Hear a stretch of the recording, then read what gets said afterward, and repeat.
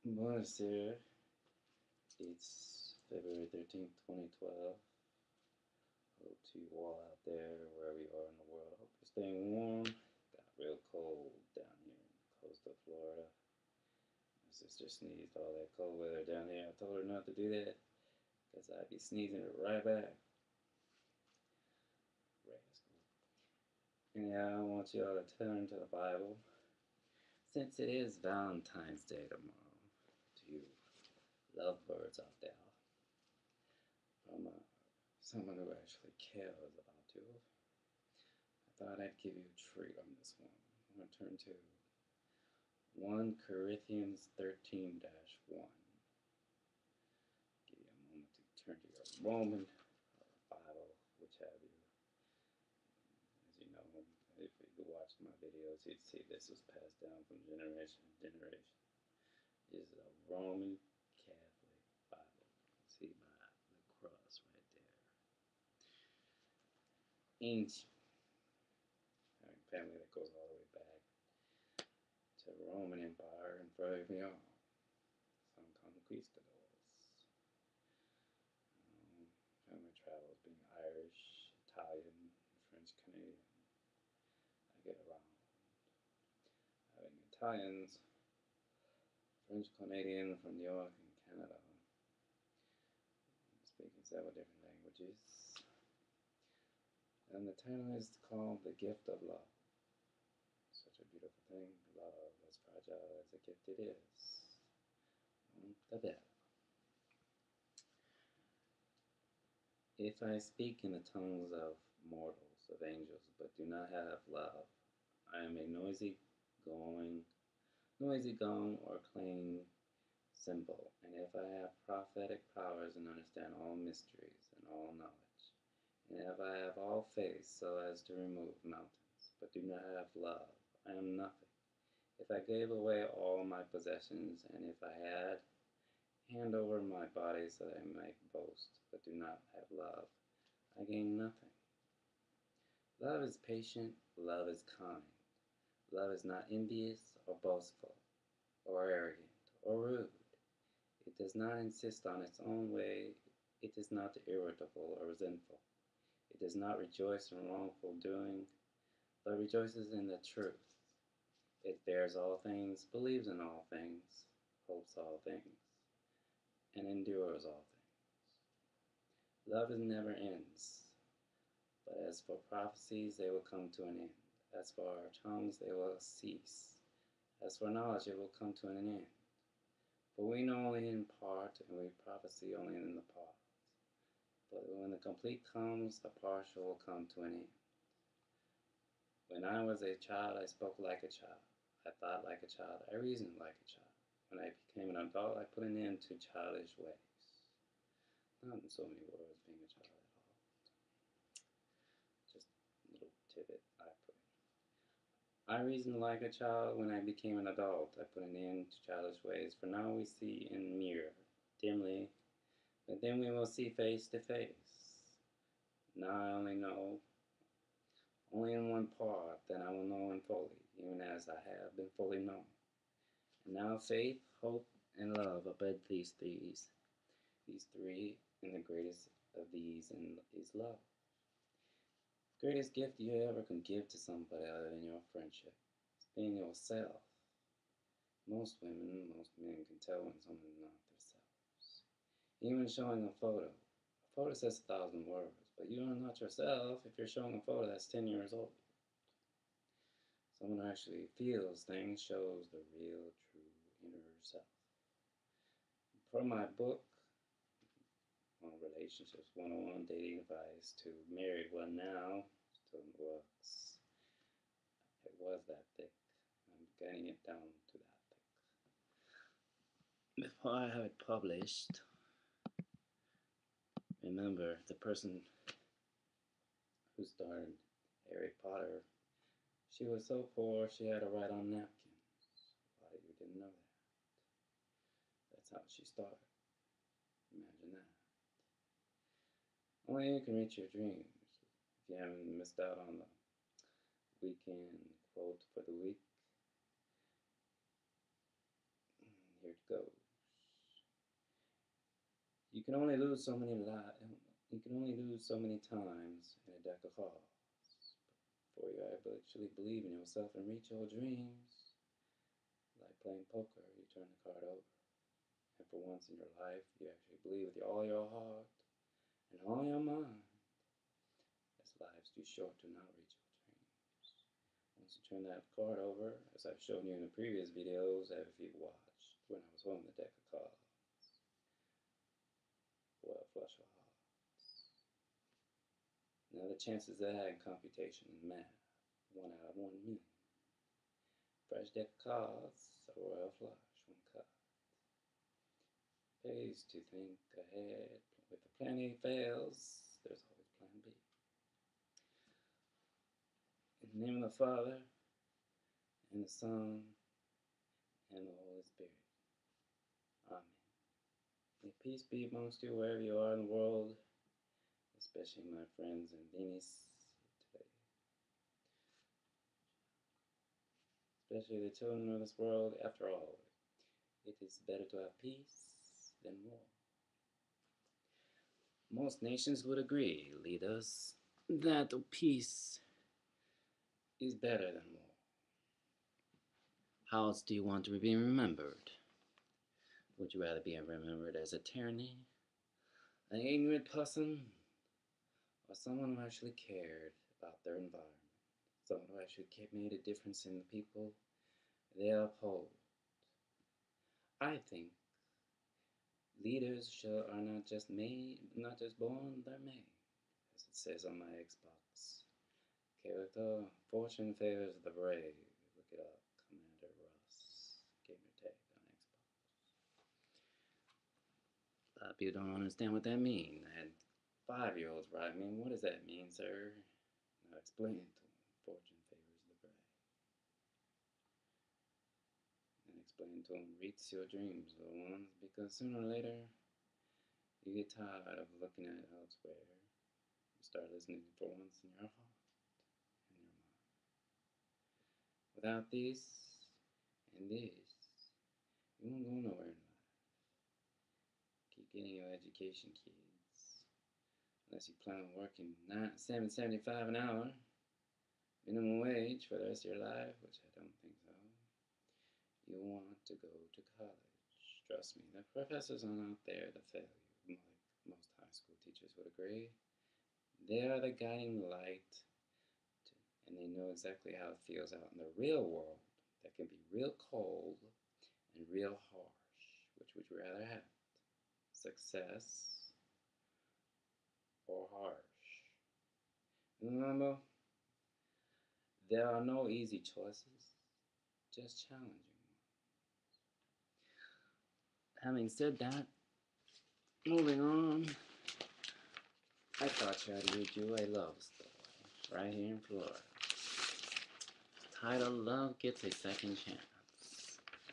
On behalf of the couple, Alice, joined by Ice Follies, which Joe managed before long. They said it was no really. They said that Joe, 90, sneaks a kiss from Alice, 80, at their Clearwater home.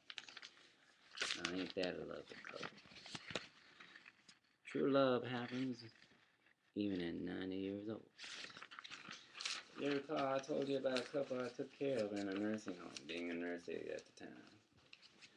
I asked Tony one time, I said, Tony, Monteverde, how did you meet Clarice? And he says, Tony, have a seat. Monteverde. I was coming from Italy and I just decided to tiptoe across the waves to New York. Since then, it was a rainy day, and here she comes out of the cab. And since then, it's been love ever since. No, this ain't that love. Now, this doesn't just happen in movies like Sleepless in Seattle, which I'm sure somewhere along the lines, one of you have. I have it in my collection.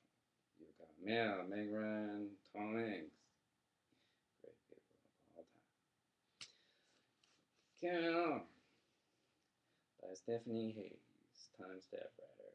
It was a weekday afternoon in the winter of their lives, a time for cheesecake.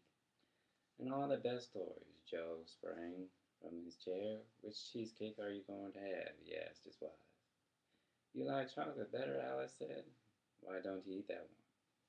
Joe is 90. His legs are giving way, but his eyes shine. Alice is 80, lithe and limber with curls the color of copper coins. Joe is always bringing Alice things that if he owes her the world on a fine china. They were famous once. Alice starred in Ice Follies and A Holiday on Ice. Joe was a lousy skater, but a great stage manager. He also managed Sana Hene, but when compared with Alice, they really shared their tale before Alice had recently started writing down. Maybe people need to hear this proper low love story. People have been married 2, 3, 4 times, or people coming off the high of their wedding and sinking into the prickly truth of commitment. If he could do it, she thought. Joe brought Alice cheesecake, but forgot to remove the plastic wrap outside and peeled it away. Nice. One always helps the other. Love can't happen by itself. It takes two people. Carrying on, there's another picture of Alice on her ice skate. Now, ain't that a smile?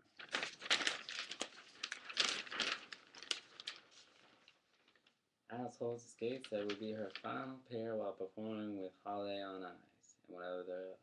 And what of her other love? Joe, how did that come to be? Fate, among other things, Alice said. For them, love gets a second chance. The first time Alice Kwesi heard of Joe Lee Mack, a mutual friend invited her to Joe's birthday party. His friends were going to build him a gravestone. There would be scotch. Alice was from Boston, a straight-laced perfectionist on stage since age 3. She did not go. Several years passed. Joe went to a skating show at the Saxony Hotel in Miami.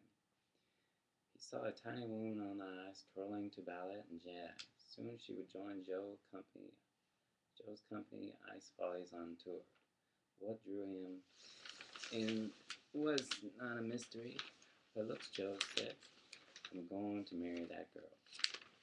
The first time he asked her out, she said no. She was going through a divorce. Alice was intrigued. Joe's pants were too baggy, but he was charming. A real joker anyhow, she said. He'd tell you a couple that would frost your socks. The second time, she said yes. The romance roared for 4 months through Salt Lake City. Peoria, Illinois, and Troy, Ohio. Alice always exited his stage right and locked eyes with Joe. Everyone knew they were an item. He lavished her with jewelry and flowers. Alice was just wanted someone compatible. Told him to stop bringing her things. He wouldn't. I'm crazy about you, Joe said. He wouldn't. I'm crazy about you, Joe said. Marry me. She thought about it. Yes, she said. I think I will. Work. That will work. Alice was the star of the show. Joe was company. And 2 weeks before their wedding, Alice got fed up with a parcel and skating routine. The spokes kept falling in her face. I'm not skating with this parasol anymore, she told Joe. Do something with it. Let me tell you something. Let me tell you something, young lady, Joe said. You'll skate as directed. It is in your contract. Her eyes flickered. I'm warning you, Miss Quizzy. Joe told his fiancée, I'm going to find you. Alice snapped the parasol over her knee. He fined her. He's still paying for her. People asked Alice and Joe their secret, especially this time of year when everyone is thinking about love. Alice tells them a few things. One is it's fate. I think it was meant to be. She said destiny plays a very large role in your life. 2, your gut. Always got to go with your gut. Extinct people. And your heart. It's very important for people to follow their intuition, she said. There's a deep-seated feeling that you have inside that will tell you one way or the other. 3, stubbornness.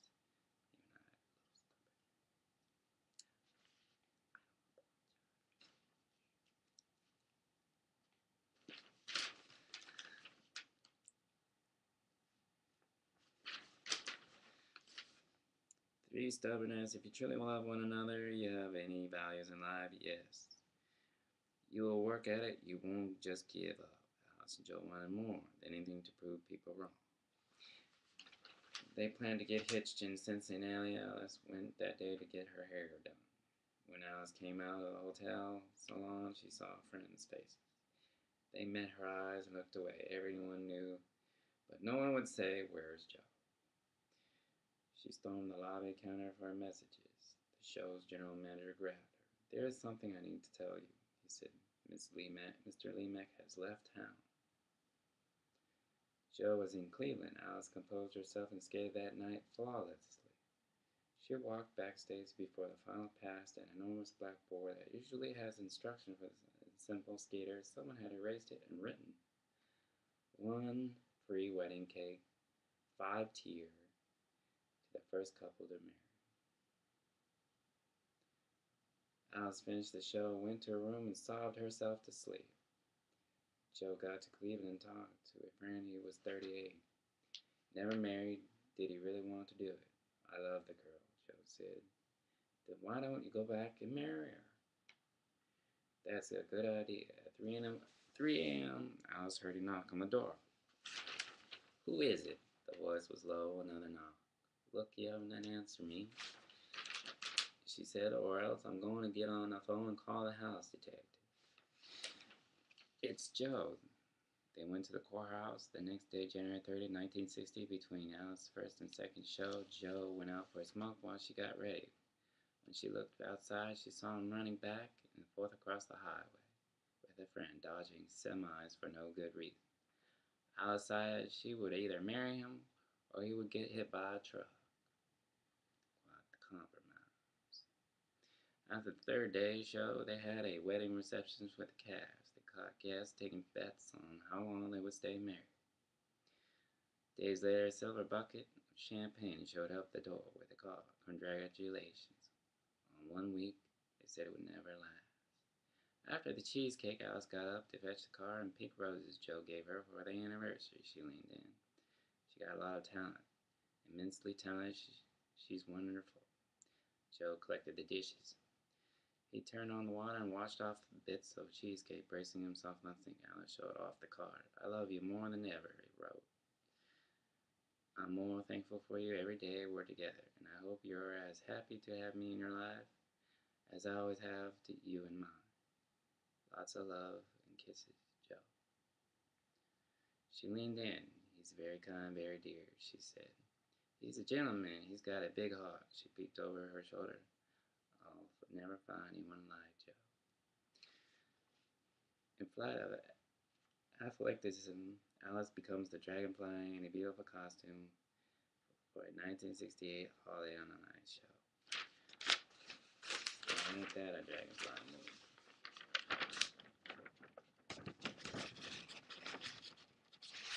God bless you, Joe. The young couple. Next up. Oh, I'm sorry. You thought you could escape. Yes.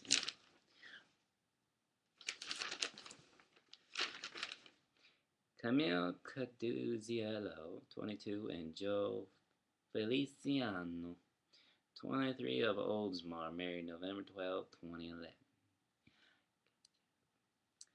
The magic started in a Target ISO about 4 years ago. Places to meet people.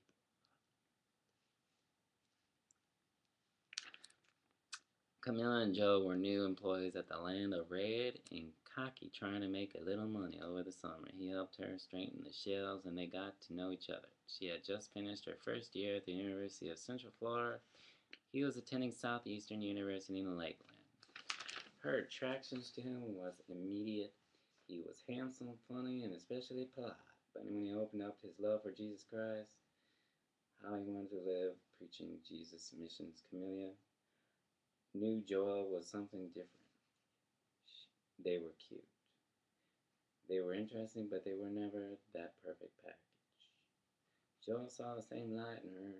He liked Camilla, who was equally passionate about Jesus, but things didn't progress for a while. They nurtured their newfound friendship The summer of 2008 passed, and they had to part ways. Camilla transferred to St. Petersburg College to finish her nursing degree. To St. Petersburg College. Joe went back to school, but they stayed close. The next summer, they gave in to their feelings and made it official. Joe moved to Clearwater to do an internship with Clearwater Community Church and be close to Camilla. Now, ain't that a sacrifice? Gotta meet halfway. Remember, based on otherwise it just won't work. No matter how hard you try.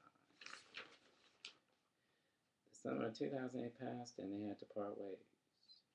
The day after Christmas 2010, Joel took Camilla to the Magic Kingdom. She only had been a couple of times and always talked about how the first fireworks show was amazing. And now, before the fireworks started, Joel led Camilla to a little garden that was nestled in front of the castle. He discreetly told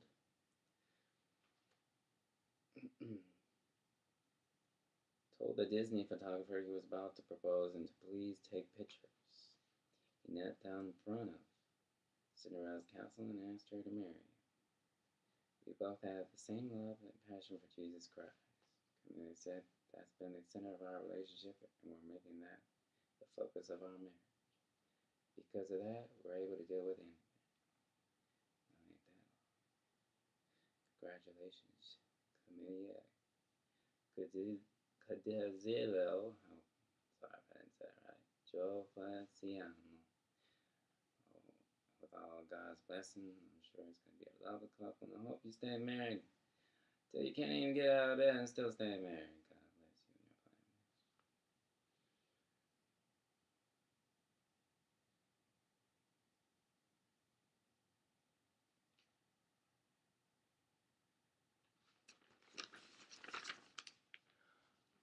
family. Garfield. What's this little rascal doing there? Today's paper.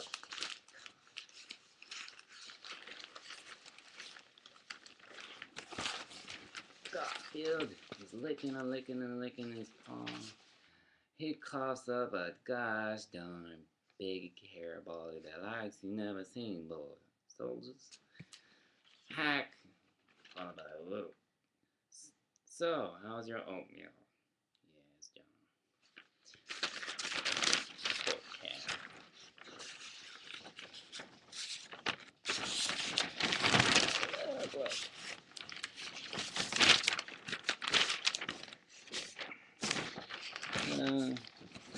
As you can see.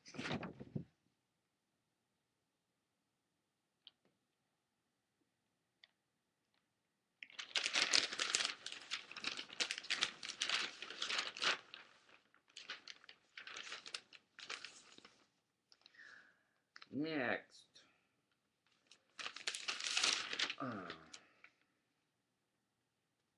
Famous circus. For the little kids. Watch out, PJ. You might get shoveled. I'd help you, Daddy, but I left my shovel at the beach last summer. Says his brother. I caught a snowflake on my tongue, but it melted before I could taste it. Says his little brother. Are we just doing ours, or are we all gonna do all the houses on the street? Says his sister. If Dolly would stop talking, we could hear the quiet. His little brother says. Meanwhile, Daddy's shovel. Amazing what kids are thinking while Dad's shovel. As you can see.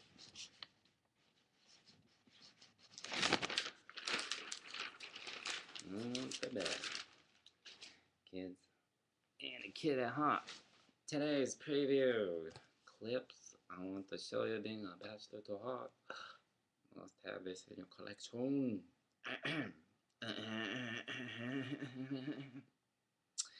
We need Beauty and the Beast from Walt Disney to figure this out. The Candle Guy, Cactus. I do that one real well. This Bueller's Day Off, 25th anniversary. Available here.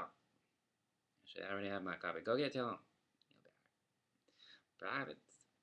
You got one of these, something seriously wrong, especially you kiddies in high school.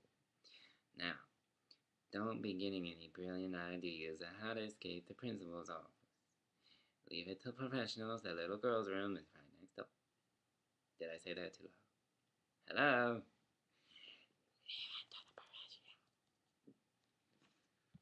Just watch it in slow motion. You got it. Even too professional, done. Someone as myself always gets out of trouble. The idea of getting out of trouble is never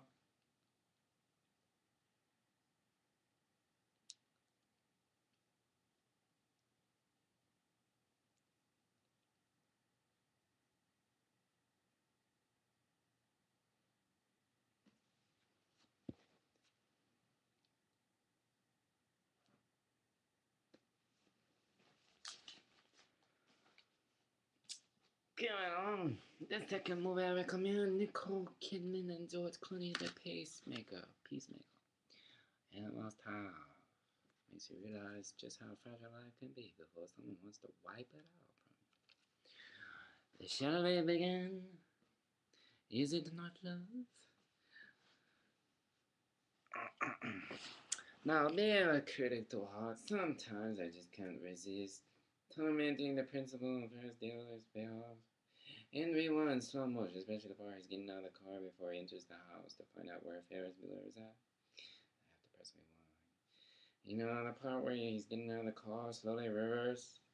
Makes you think of wishing you had one of the remote control cars where he gets out of the car, is having a heck of a time, and then falls off before entering the house, and there's a dog waiting to bite him in the rear.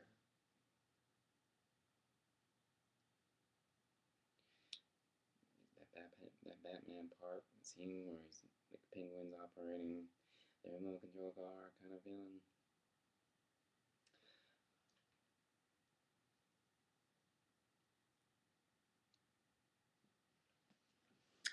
Or the part he's running the parade. Who cannot forget that? For now, have a good week. Watch out for your health. Don't do anything crazy. Not if I can help it. At least wherever you are in the world, I provide you the comforts of home.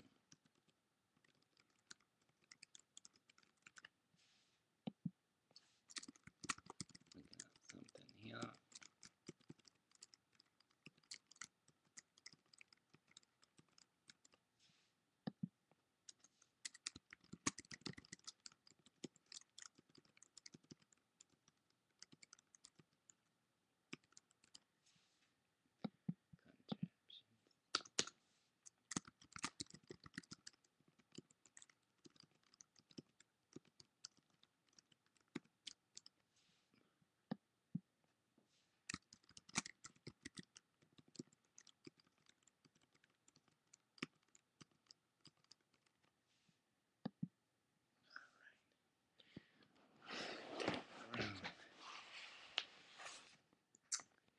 By the way, Paula Dean is selling candles. She makes her own. There's one right there. I bought. For to her and her family, God bless her. You ever watch Paula Dean on the Cooking Network? I'll bring that one in a little closer. She made an apple cider. Paula Dean, people. A little American made. Get yours at Walmart, on base, wherever they are, or even order them online on their Paula Dean website. Being a Paula Dean fan, God bless him.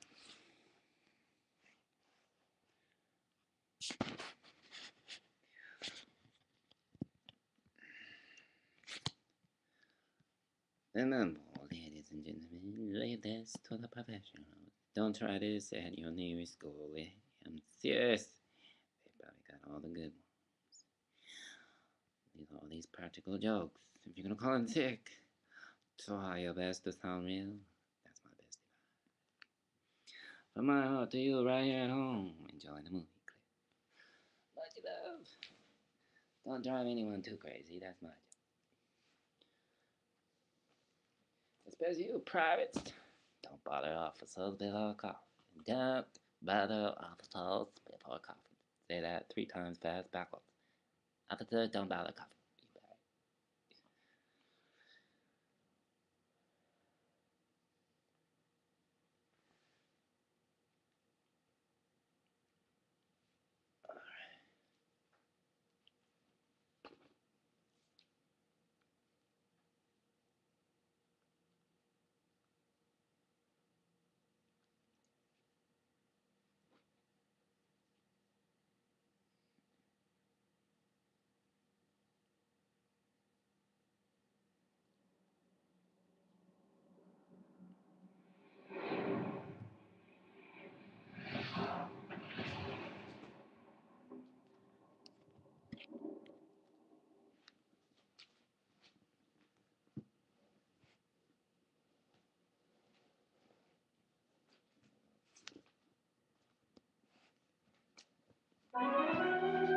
The ultimate disaster comedy DVD is ready for takeoff. Surely you can't be serious. I am serious. And don't call me Shirley. Airplane.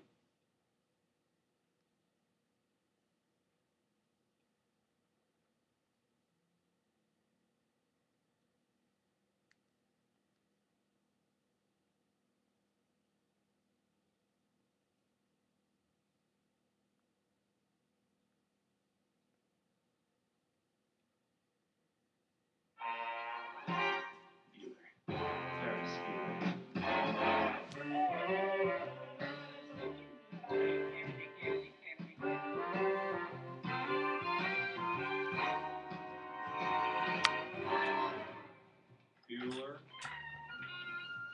Bueller.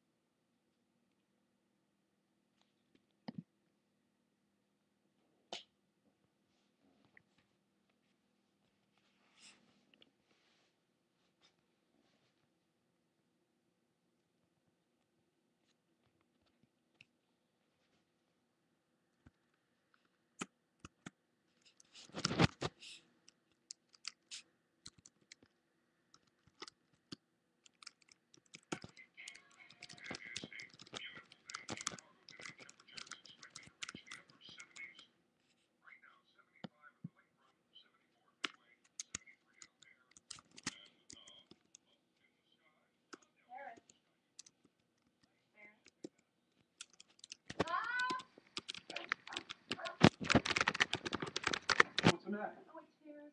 What? What's wrong? What's wrong? For Christ's sake, look at him, honey. Ferris? He doesn't have a fever, but he says his stomach hurts and he's feeling spots. What's the matter, Ferris? Papa? Funny feelings, hands. They're cold and clammy.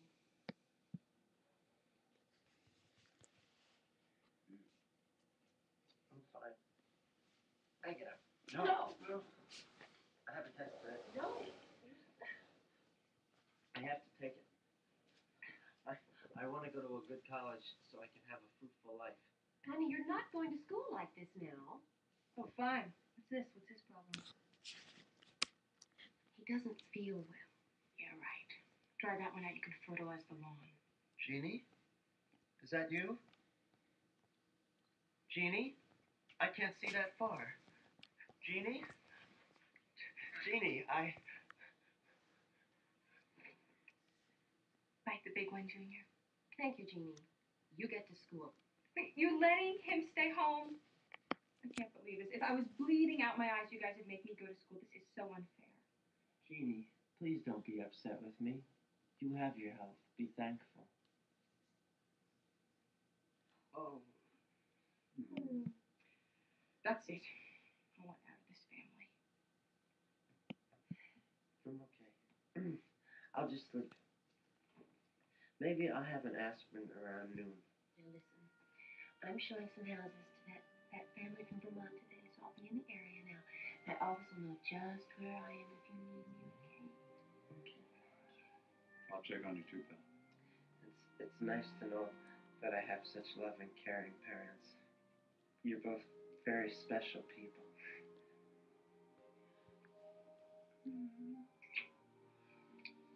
You get better, Pumpkin. I'll be home at 6 sharp. If you need anything, call.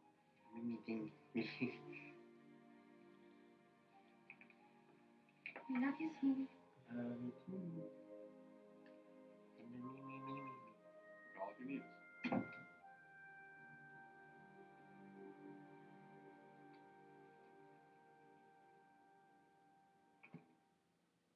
They bought it.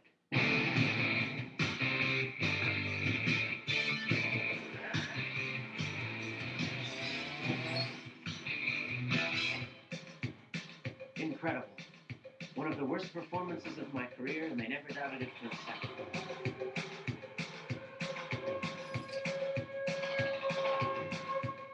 How could I possibly be expected to handle school on a day like this?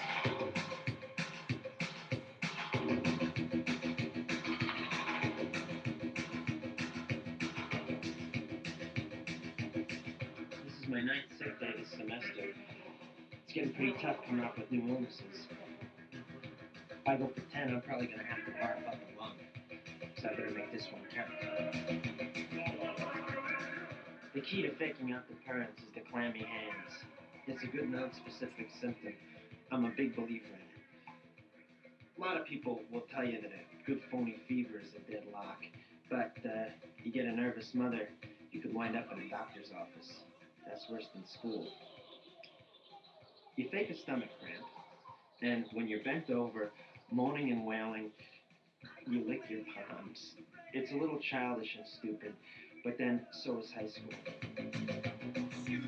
Life moves pretty fast.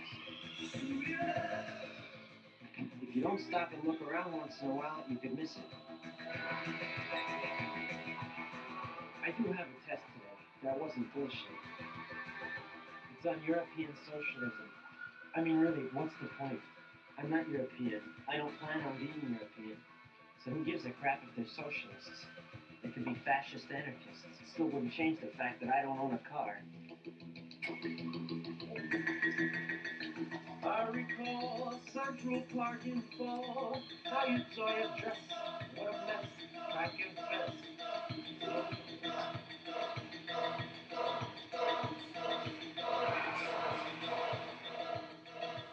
Not that I condone fascism. Or any ism for that matter. Isms, in my opinion, are not good. A person should not believe in an ism. He should believe in himself. I quote John Lennon. I don't believe in Beatles. I just believe in me. A good point there. After all, he was the walrus. I could be the walrus. I'd still have to bum rides up with people. Adams. Yeah. Adamley. Here. Adamowski. Adamson. Here. Adler. Here. Anderson. Anderson. Here. Bueller. Bueller. Bueller. Bueller. He's sick. My best friend's sister's boyfriend's brother's girlfriend heard from this guy who knows this kid is going with the girl who saw Ferris pass out at 31 Flavors last night. I guess it's pretty serious. Thank you, Simone. No problem. Now, if I had somebody talk like that, I'd be sick too. In fact, I'd be sick for the last 375 days. Whatever. Fry. Fry.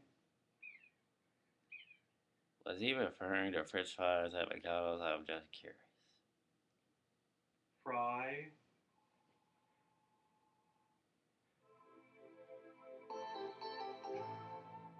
No, ain't that the best? Hello. Karen, babe, what's happening? Very little. How do you feel? Shredded. Is your mother in the room? She's in Decatur. Unfortunately, she's not staying. Where are you?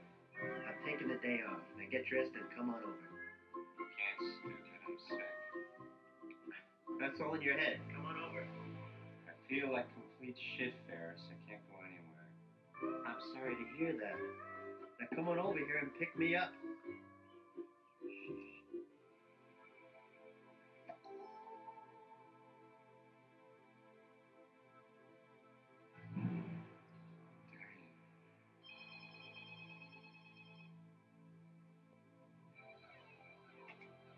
You're not dying, you just can't think of anything good to do. If anybody needs a day off, it's Cameron. He has a lot of things to sort out before he graduates. Can't be wound up this tight and go to college. His roommate will kill him. When Cameron was in Egypt's land, let my Cameron go. No, if he sounded like that, I knew him for the last 10 years. You can stay in bed, I'd call him and tell him, I'm going to the mall and go see me some babes. How about that? Oh, wait, there's a cheerleader at 12 o'clock. Oh, wait, you're still laying in bed. Goodbye, Cameron.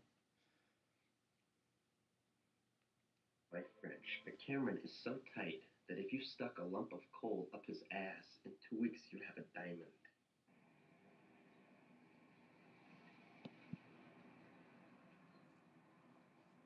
Katie Bueller. This is Edward R. Rooney, Dean of Students. Oh my God. Oh, I'm so sorry. I just completely forgot to call. Then you are aware that your son is not in school today. Yes, I am. Ferris is homesick. Now, I had a meeting first thing this morning. I know I should have called, but it just completely slipped my mind. I'm really very sorry. Are you also aware, Mrs. Bueller, that Ferris does not have what we consider to be an exemplary attendance record? I don't understand. He has missed an unacceptable number of school days. In the opinion of this educator, Ferris is not taking his academic growth seriously. Now, I've spent my morning examining his records. If Ferris thinks that he can just coast through this month and still graduate, he is sorely mistaken. I have no reservation whatsoever About holding him back another year. This is all news to me. Usually is. So far this semester, he has been absent 9 times. 9 times. 9 times? That's all? Gosh, I need to work on that. That's what I'd be saying. I hope he calls in 210 times, then he can call me back and complain. If I was a parent, that's probably what I'd be foaming out of my mouth. Alrighty then. 9 times. I don't remember him being sick 9 times. That's probably because he wasn't sick. He was skipping school. Wake up and smell the coffee, Mrs. Bueller. It's a fool's paradise. He is just leading you down the primrose path. I can't believe it. I've got it right here in front of me. He has missed 9 days.